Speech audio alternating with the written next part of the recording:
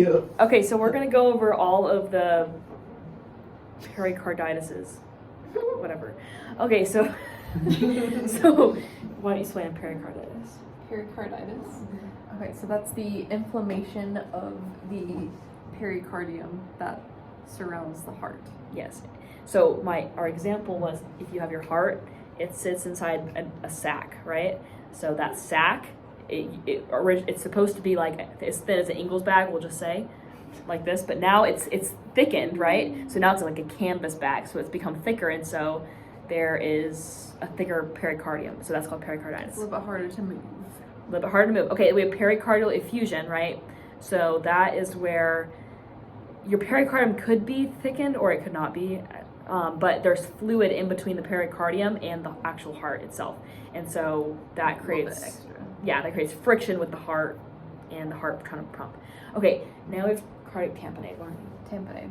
Okay, so cardiac tamponade is like I would call it end-stage pericardial effusion, to where it's so much fluid in the pericardial sac.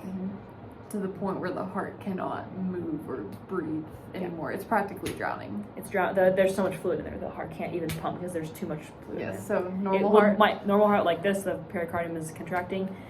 Cardiac tamponade, imagine there's fluid in between. I'm the pericardium, by the way. Imagine there's fluid in there. Okay, now the heart goes, but it's not moving because there's so much fluid, right? So it's having trouble. Okay, and then we have constructive pericarditis. Don't confuse this with cardiac tamponade. This is where your Ingles bag has now turned into like a plastered canvas bag, so it just literally is like a cement cage for the heart, and so this is what it looks like. And so there's chronic inflammation, and the heart is having trouble constricting and opening because the bag is like, the sac is like, you're not allowed to escape.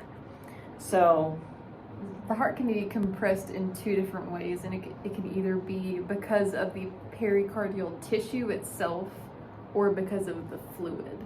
The fluid would be the cardiac tamponade compressing the heart, and the... Which one is it? Constrictive pericarditis. Constrictive pericarditis is the actual tissue, not the fluid compressing the heart. Yeah, so diagnosis, like you do an EKG, yeah, and the treatment, just deal with it. No, I'm just kidding. A pericardiectomy. Is that a thing? Oh, it is. It is.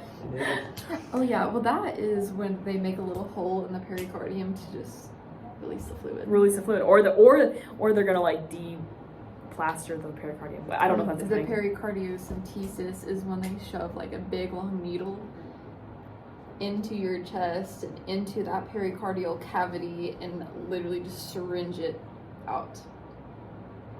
Like on those like really dramatic doctor shows, have you ever like seen them jab a huge needle? Would it come out as blood? No. They don't put you on anesthesia. They don't put any painkillers. They have to do it while you're fully like conscious, no pain at all. It's like they like receive enjoyment. I'm just kidding. Okay, no, you're under. Okay, that's enough for today, guys. Bye. Oh, this is Hannah, and this is Jimmy. Hey. This is Jimmy. Okay. And this is Kat. Bye.